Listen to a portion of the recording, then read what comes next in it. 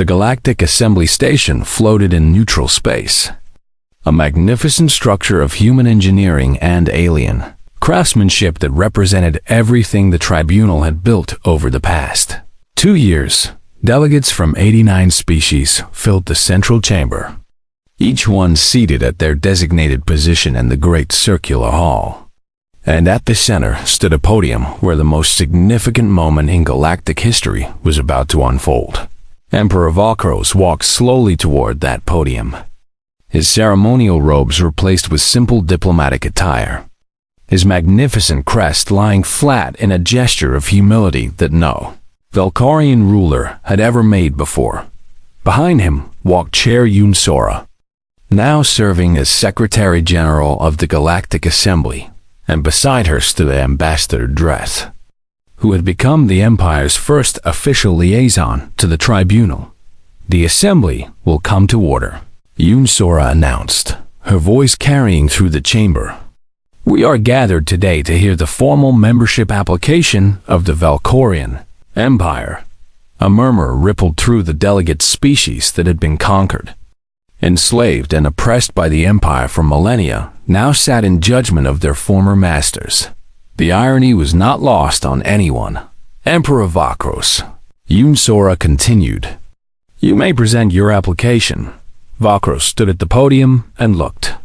Out at the assembled faces, he saw Rethki merchants, who had lost everything to imperial greed. He saw Ven, scientists whose libraries had been burned by imperial soldiers.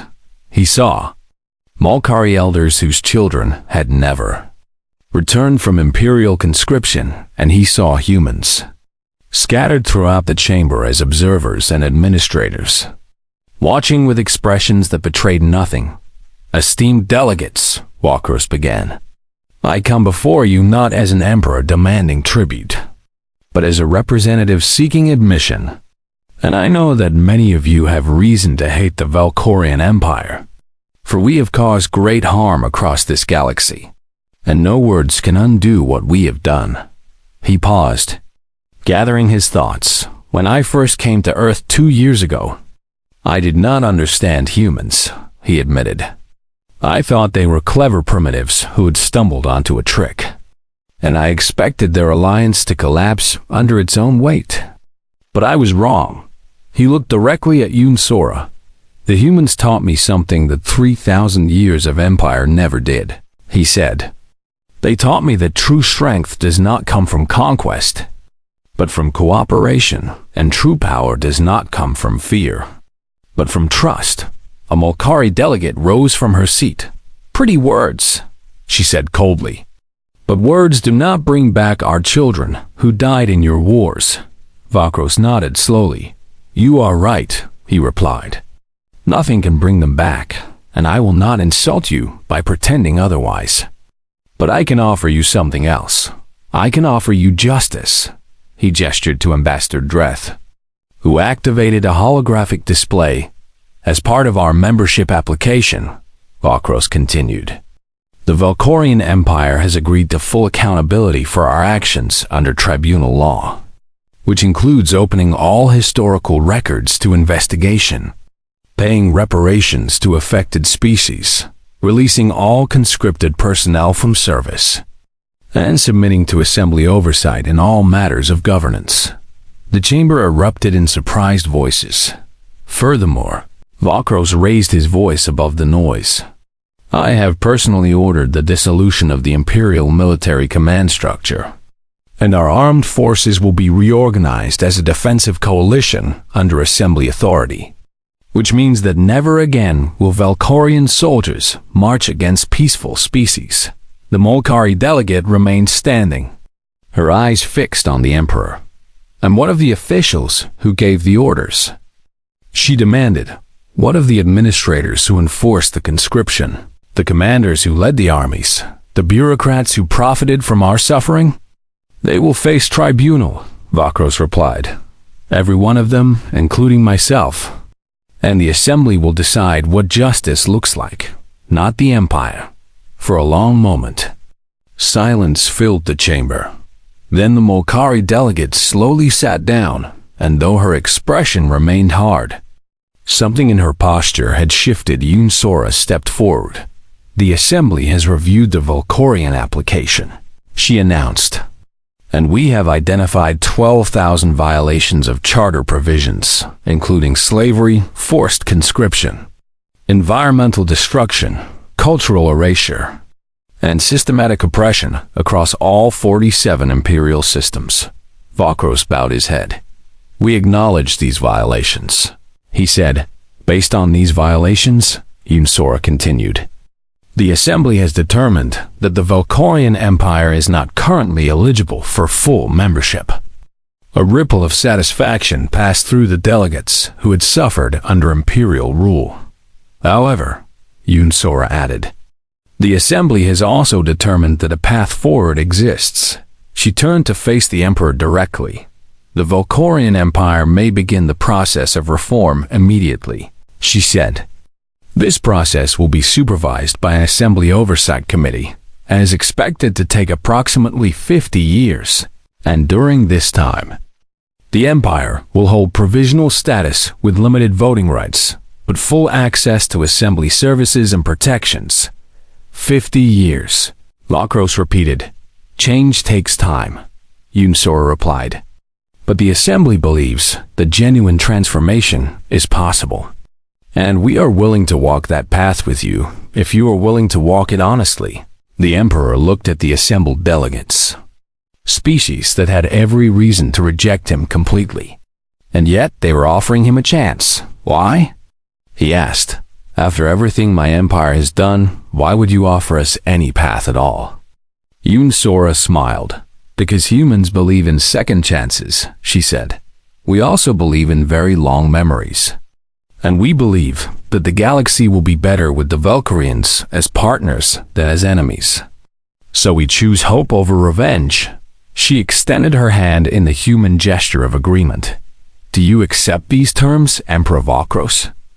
The Emperor looked at her hand, then at the assembled delegates, and finally at Ambassador Dreth, who had spent 2 years learning that paperwork was not a weakness, but a foundation. "I accept," Vakros said. Taking her hand, the chamber erupted in a mixture of cheers and skeptical murmurs.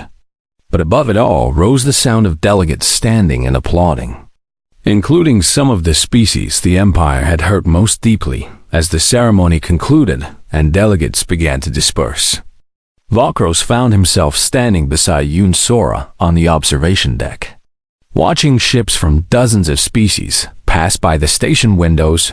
"When your ambassador first rejected my offer," he said quietly, "I considered destroying Earth.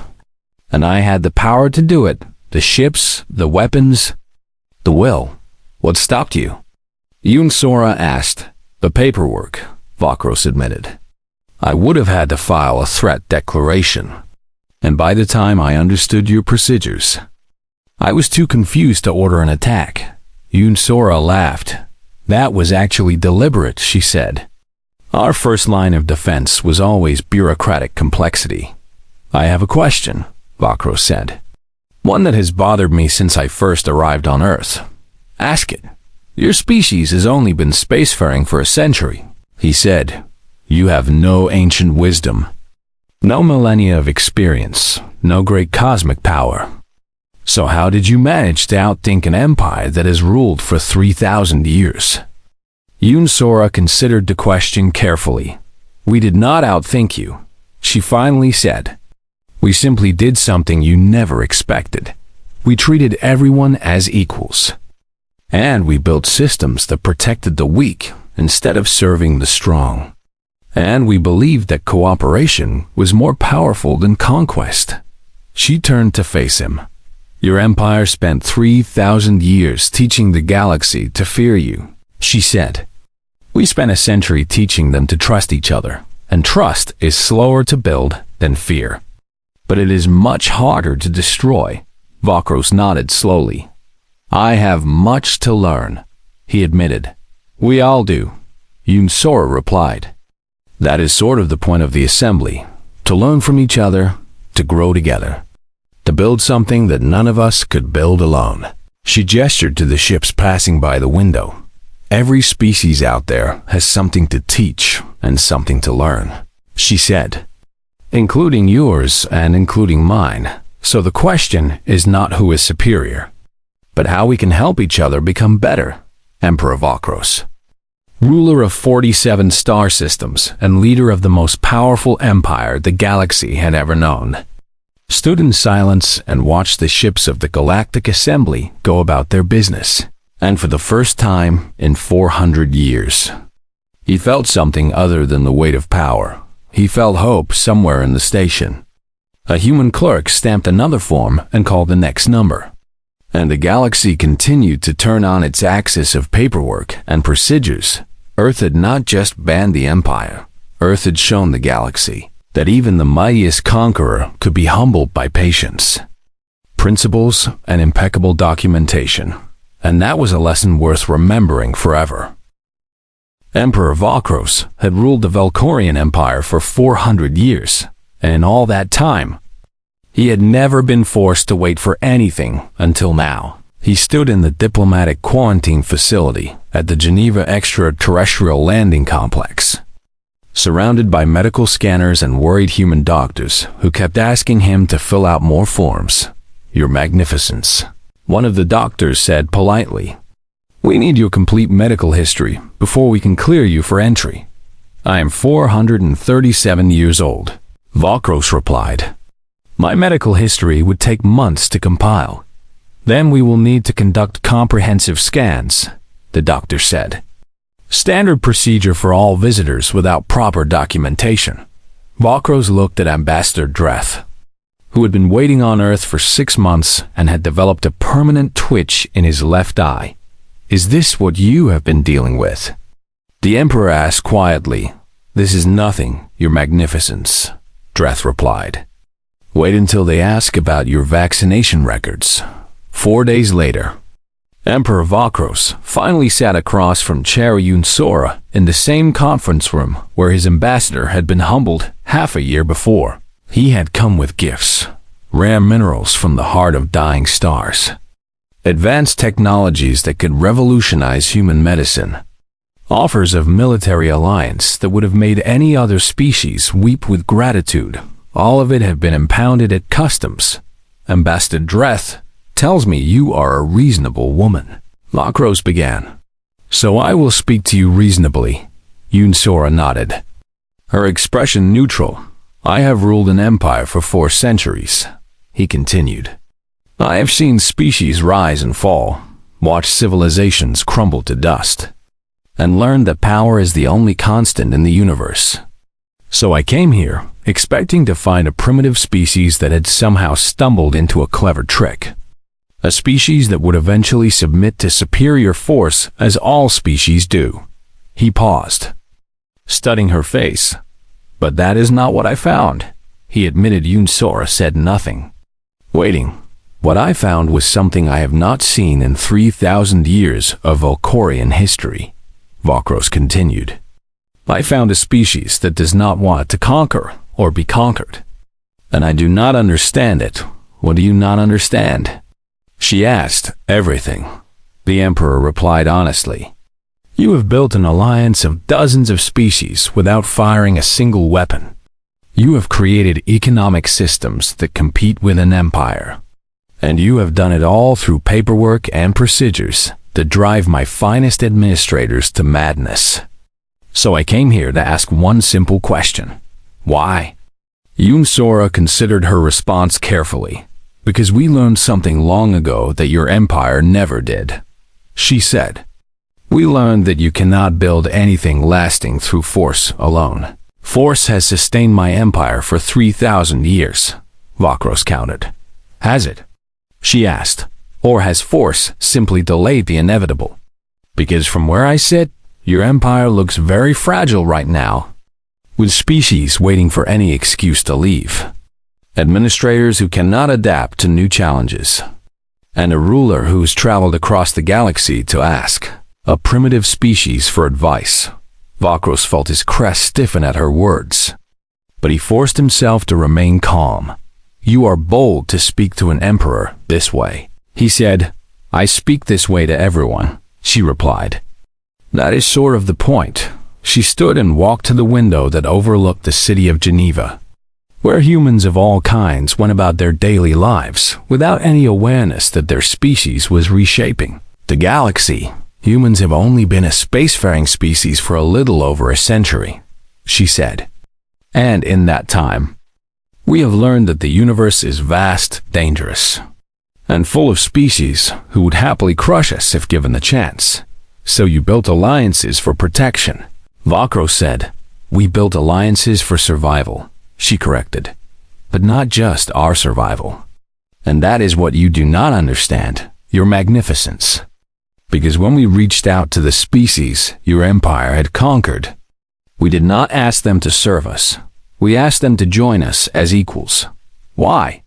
Vakros asked, genuinely confused. You could have demanded tribute, established your own dominance, built your own empire. Yunsora turned to face him. Because empires fall, she said simply.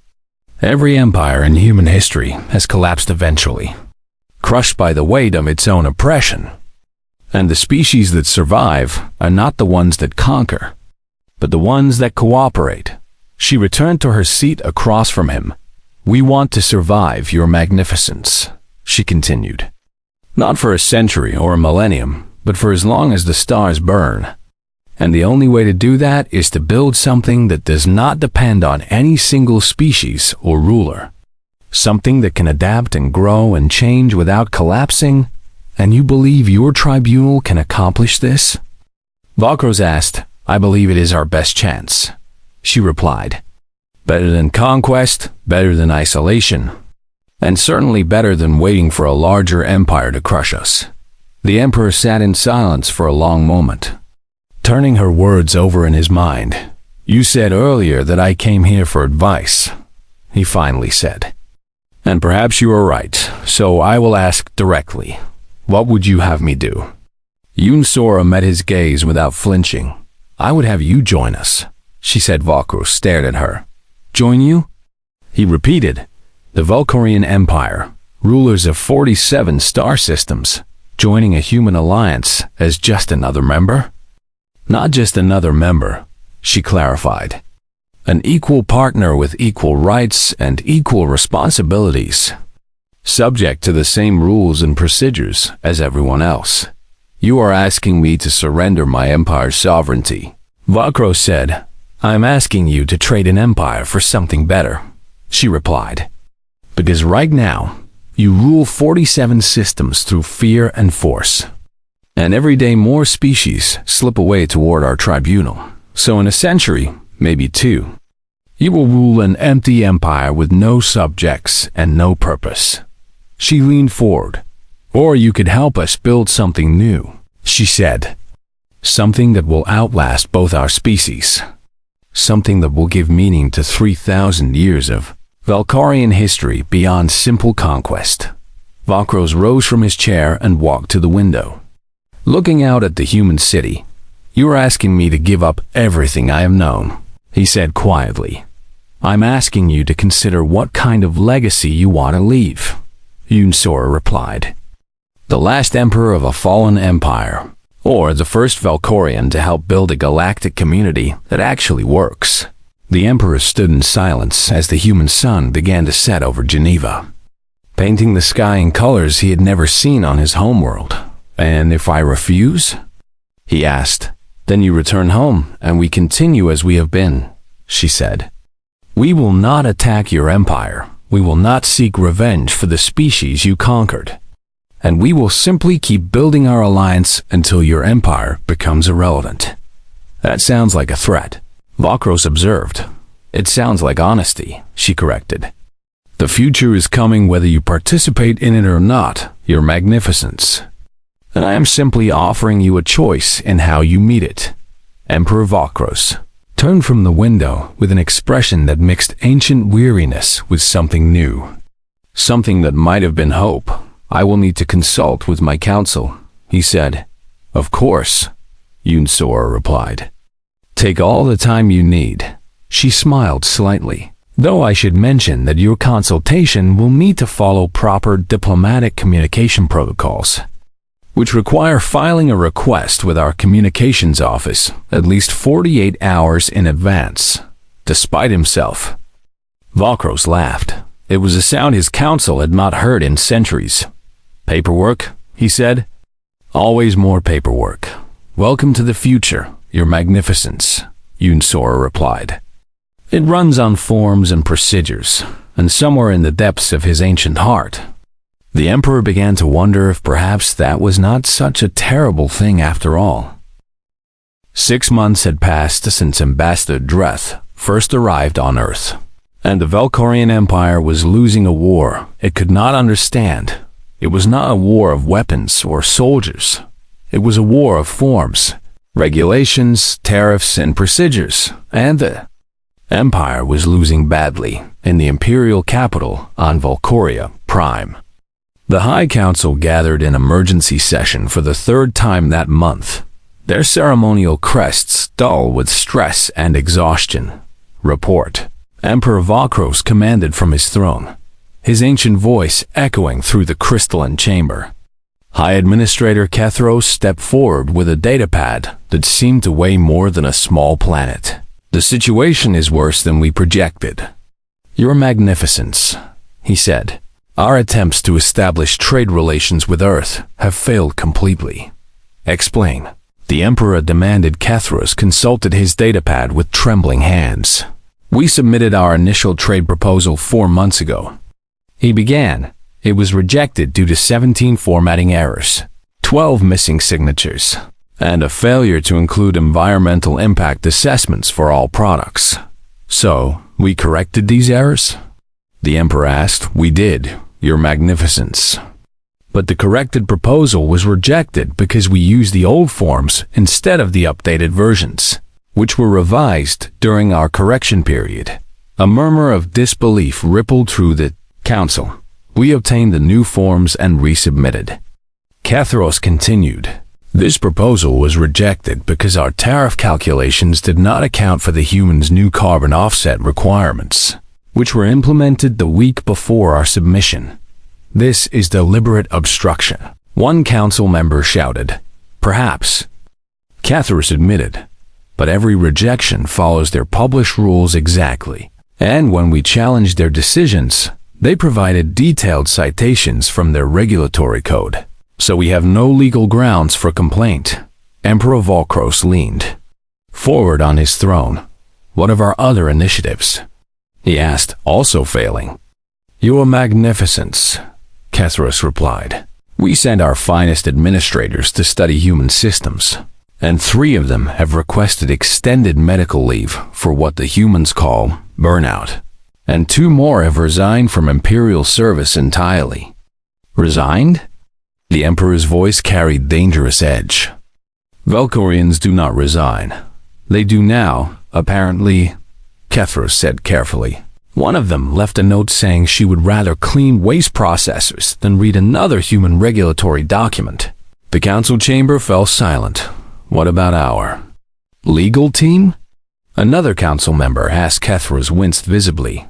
We hired human lawyers to help navigate their systems. He said. The first firm quit after 2 weeks, citing what they called irreconcilable differences in corporate philosophy. And the second firm has submitted a bill for services that exceeds the annual budget of 3-star systems.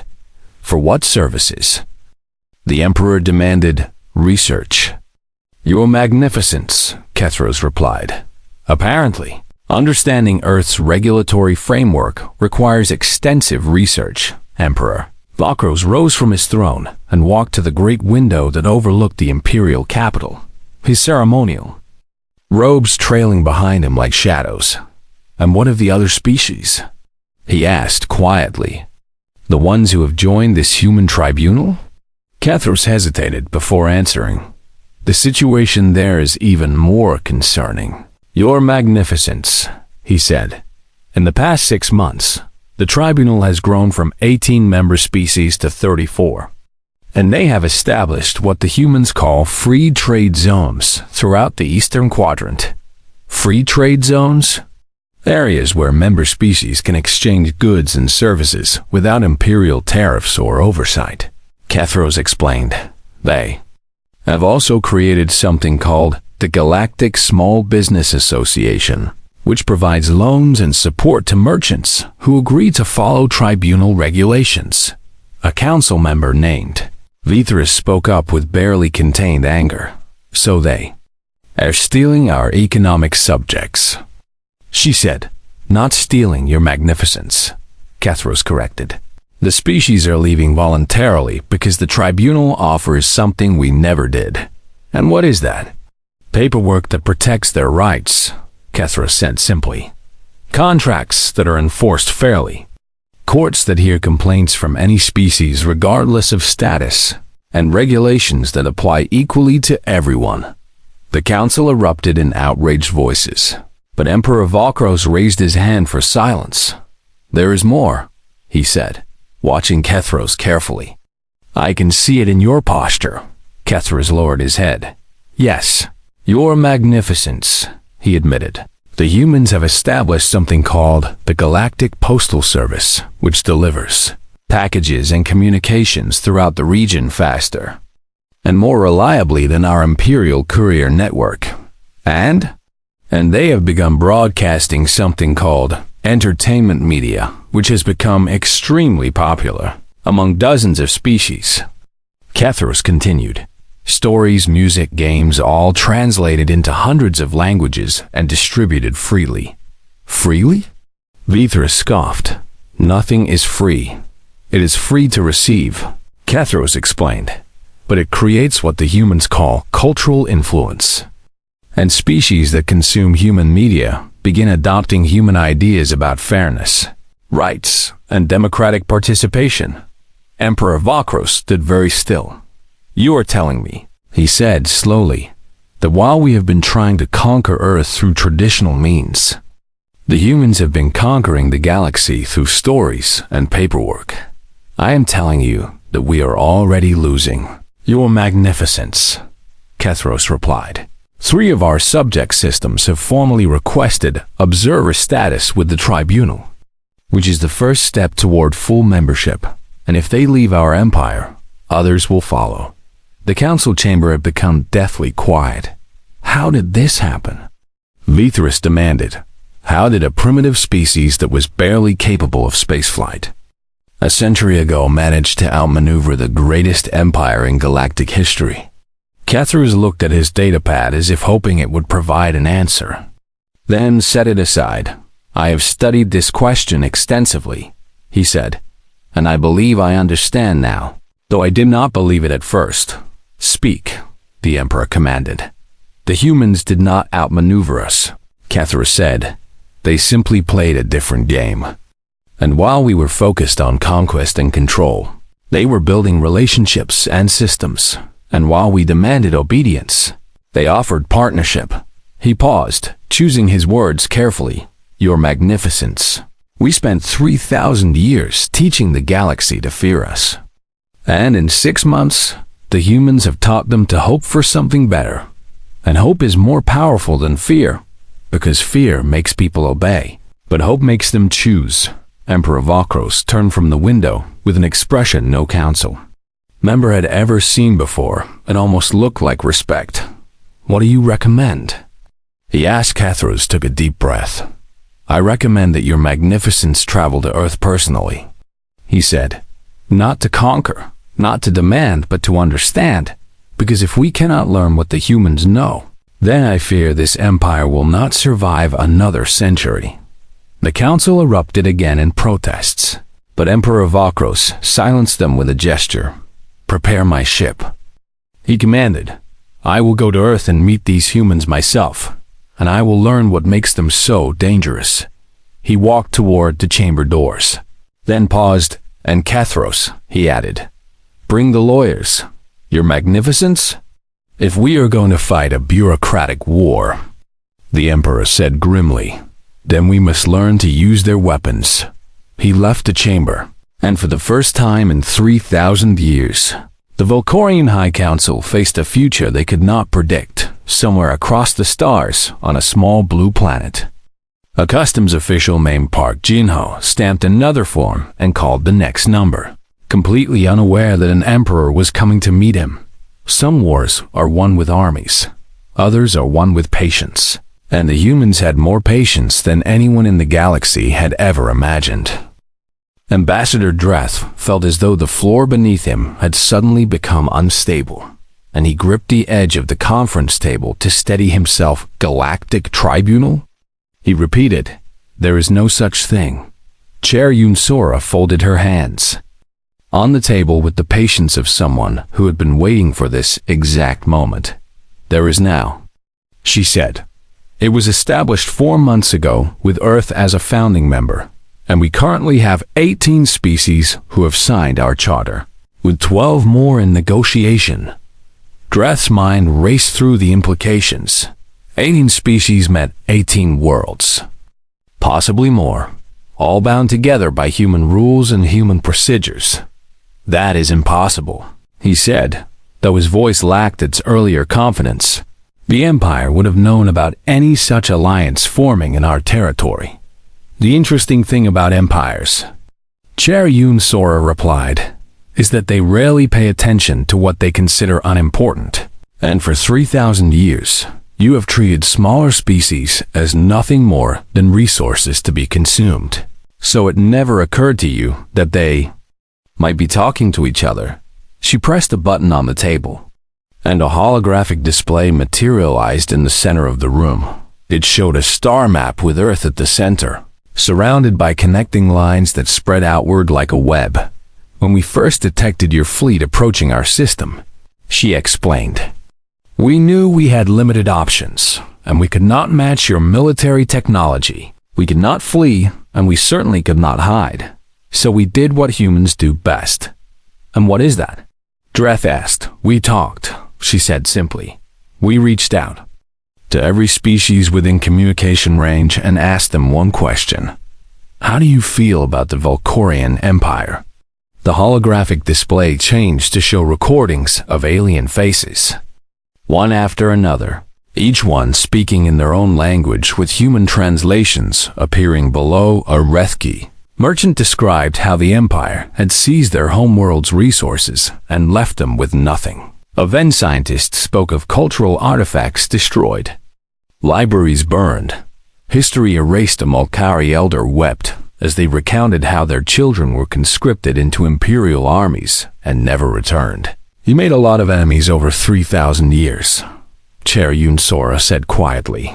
"You just never thought they would matter." Dreth watched the recordings with growing unease.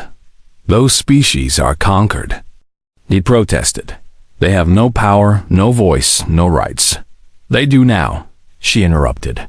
"Earth offered them something your empire never did. A seat at the table as equals. And it is remarkable how quickly people will organize when you simply treat them with respect." She gestured to the star map again. "The Galactic Tribunal operates on a simple principle." She continued, "Every member species, regardless of size or power, gets one vote, and every decision must be made according to established rules and procedures, which means no one can simply take what they want by force. Rules and procedures." Dreth scoffed. "You think paperwork will stop an empire?" "I think it already has," Chair Yunsora replied. "Because here you are, Ambassador, standing in a conference room, arguing with bureaucrats instead of conquering a planet. And do you know why?" Dreth said nothing.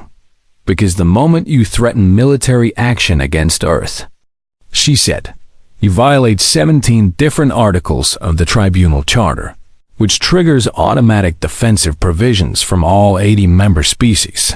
And while none of us can match your empire alone, together we represent a significant portion of the galaxy's economy and resources." She leaned forward with a slight smile. "Your Imperial fleet cannot function without Rethki engine components," she said. "Your soldiers cannot eat without Molkari agricultural exports.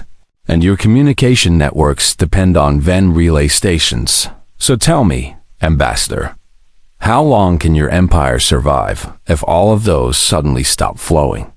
Dreth felt his crest flatten against his skull. You would not dare, he said. We would not need to, she replied. The tribunal operates on consensus. And right now, 18 species are watching this conversation and waiting to see what you do next. So I suggest you consider your options very carefully. For a long moment, silence filled the conference room. Dreth had been trained for many scenarios. Hostile species, primitive cultures, stubborn rulers who needed military persuasion. But he had never been trained for this. He had never been trained for a species that fought with organization instead of weapons. What do you want? He finally asked Chair Yun Sora, slid another document across the table. We want you to follow the rules, she said. The same rules that apply to everyone else, with no exceptions for wealth, power, or historical dominance. And we want you to file an appeal through proper channels. If you disagree with our rejection of your membership proposal. Dreth looked at the document. It was an appeal form, 12 pages long, with sections requiring detailed explanations, supporting evidence, and notarized signatures from multiple imperial authorities. This appeal process, he said slowly. How long does it take? 8 to 12 galactic standard months, she replied, assuming all paperwork is filed correctly. And in the meantime, your fleet must remain in designated holding areas. Your personnel must comply with all Earth health and safety regulations and any violation of tribunal charter. Provisions will result in additional penalties. This is humiliation. Dreth growled. This is equality, Chair Yun Sora corrected. The same process applies to every species that wishes to engage with Earth or any tribunal member. And if you find our rules humiliating, perhaps you should consider how the species you conquered felt when you imposed your rules on them. She stood and gathered her documents. You have 48 hours to respond to our formal rejection, she said. You may accept it and withdraw your fleet. You may file an appeal through proper channels. Or you may attempt military action and face the consequences, and the choice is yours, Ambassador. She walked toward the door, then paused. One more thing, she added. Your threat earlier about other methods of persuasion has been logged as a violation of Tribunal Charter, Article 7, Section 3, which prohibits intimidation in diplomatic proceedings, so you will receive a formal notice of infraction within 24 hours, along with information about the hearing process. Hearing process? Dreth repeated. Of course, she said. Everyone is entitled to due process, even empires, and you may present your defense, call witnesses, and appeal any ruling through established procedures. Because unlike your empire, we believe in giving people a fair chance to explain themselves. She opened the door. Welcome to Earth, Ambassador, she said. I hope you brought comfortable shoes, because you are going to be here for a while.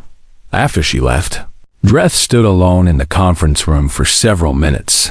His aide Thissa entered quietly and waited for instructions. Ambassador? She finally asked. What should we tell the fleet? Dreth looked at the appeal form in his hands. 12 pages of questions and requirements and procedures that no Valkorian had ever needed to consider. Tell them to stay in holding pattern, he said quietly, and contact the Imperial Archives on the homeworld. For what purpose, Ambassador? He sat down heavily in one of the human chairs, feeling older than he had ever felt before. I need to know if we have any lawyers, he said, because I think we are going to need them. Thissa stared at him in confusion. Lawyers? Ambassador? Yes, he replied. The humans have created a weapon we have no defense against, and it is called paperwork. And somehow we must learn to fight on their battlefield before they convince the entire galaxy to join their side.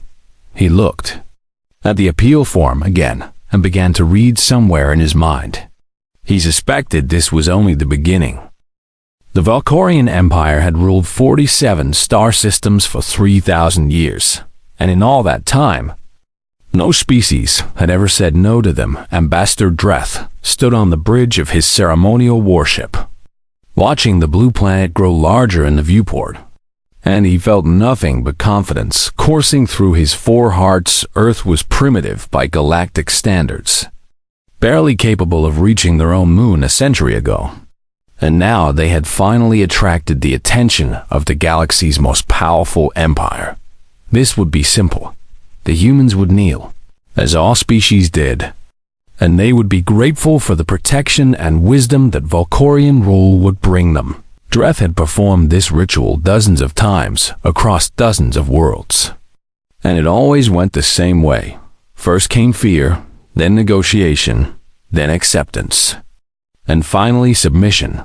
He adjusted his ceremonial crest, a magnificent display of purple and gold feathers that marked him as the Emperor's personal voice. And he transmitted the standard greeting to Earth communication networks. People of Earth, he announced in their dominant language, which his translators had mastered within hours of arrival. I am Ambassador Dreth of the Valkorian Empire, and I come bearing the greatest gift your species will ever receive: membership in our glorious dominion. He waited for the panicked responses, the emergency broadcasts, the military scrambling that always preceded surrender. Instead, a calm voice responded through the communication channel. Valkorian vessel. This is Earth orbital traffic control, the voice said, sounding almost bored. Please reduce speed and proceed to holding pattern. Delta 7, while we process your arrival documentation. Dreth's crest flattened in confusion. I do not think you understand, he replied. I am the voice of Emperor Valkros himself, ruler of... Yes. We received your identification broadcast, the voice interrupted. However, all vessels entering Earth space must complete standard immigration and customs procedures regardless of origin or diplomatic status. So please transmit your crew manifest, cargo declaration, and health certificates to the following address. For a long moment, Dreth simply stood in silence. No species had ever asked him for paperwork. He turned to his aide, a young Valkorian named Thissa, who was recording everything for the Imperial Archives. Is this some kind of human humor? He asked. Thissa checked her datapad and shook her head. Their transmissions appear sincere. Ambassador, she said, they genuinely want us to fill out forms. Dreth decided this must be some primitive ritual, a way for the humans to feel important before they inevitably surrendered. So he ordered his crew to comply. How difficult could human bureaucracy be? 4 hours later, Dreth discovered exactly how difficult human bureaucracy could be. His fleet remained in holding pattern Delta 7 because the health certificates were in the wrong format. His ceremonial guards had been asked to surrender their weapons for safety.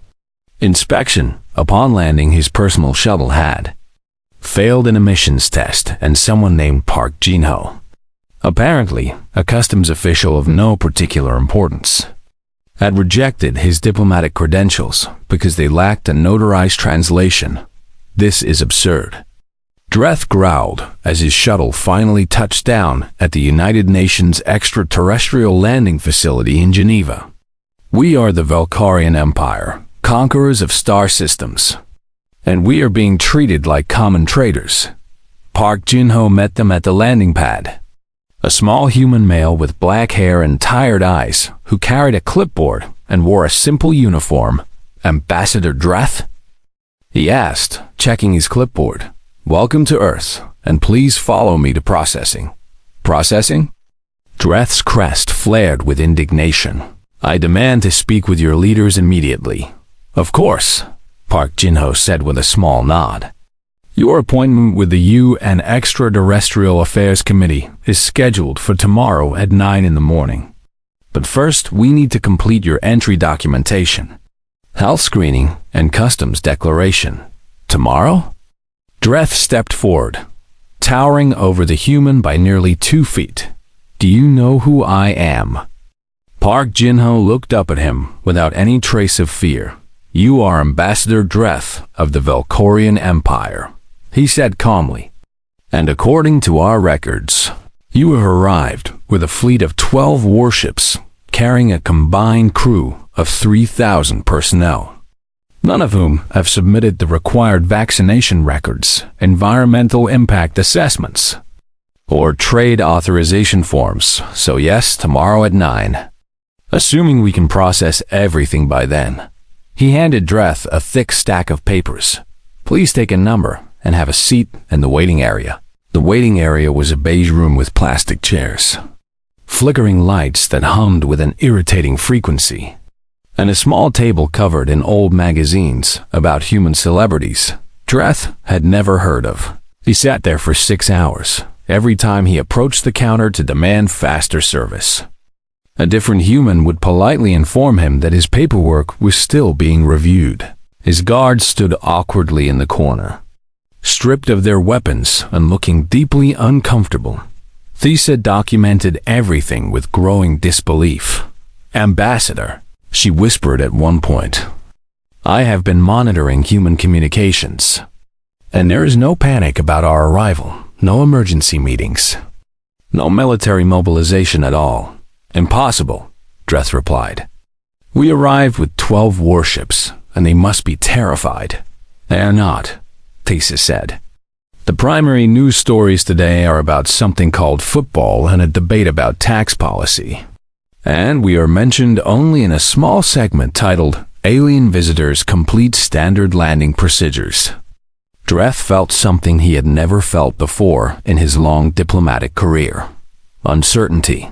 The next morning, he was finally escorted to a conference room where the UN Extraterrestrial Affairs Committee waited. There were 7 humans seated at a curved table, representing different nations of their world. And at the center sat a woman with sharp eyes and silver-streaked black hair who introduced herself as Committee Chair Yoon Sora. Dreth drew himself up to his full, impressive height and began his speech. "People of Earth," he declared, spreading his arms in the traditional gesture of Valkorian beneficence. "I come on behalf of Emperor Valkros to formally induct your species into the Valkorian Empire, where you will enjoy protection, prosperity, and purpose under our wise and eternal rule." He paused for the gasps of awe, the trembling acceptance, the grateful tears. Chair Yoon Sora simply looked at him for a moment, then slid a document across the table. "Thank you for your offer, Ambassador," she said. "However, after careful review, the United Nations must formally decline." Dreth stared at her. "Decline?" "Yes," she said. "Your proposal has been rejected due to 847 violations of Earth's Galactic Relations Code." "You're what?" Chair Yoon Sora opened a folder and began reading Violation 1. Unauthorized deployment of military vessels in Earth orbital space without prior approval. Violation 2. Failure to submit environmental impact assessments for engine emissions. Violation 3. Lack of proper vaccination records for all crew members. "This is ridiculous," Dreth interrupted.